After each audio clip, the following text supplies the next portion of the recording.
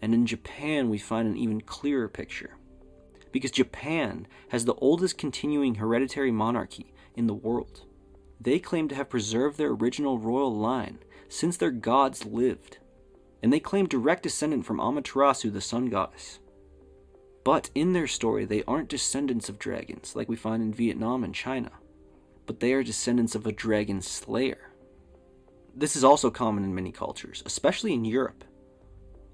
In Japan, the story goes that the goddess Amaterasu had a brother, Susanoo, who slayed the great dragon Yamada no Orochi. And when he did, he found a magical sword embedded in the tail of the dragon. He and his sister Amaterasu took this sword along with the sacred mirror of truth and the jewel of benevolence, and gifted it to the grandson of the sun goddess, who was to travel from the heavenly realms to the earth to rule Japan.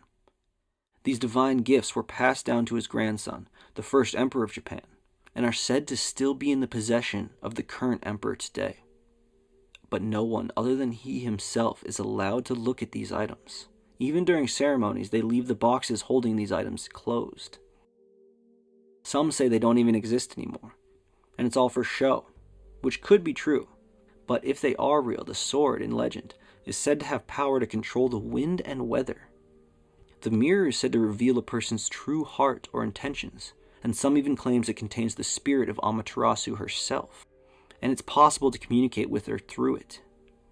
And the jewel is said to calm or harmonize divine energies, but no one's ever allowed to see them, if they still exist at all. Except for the emperor.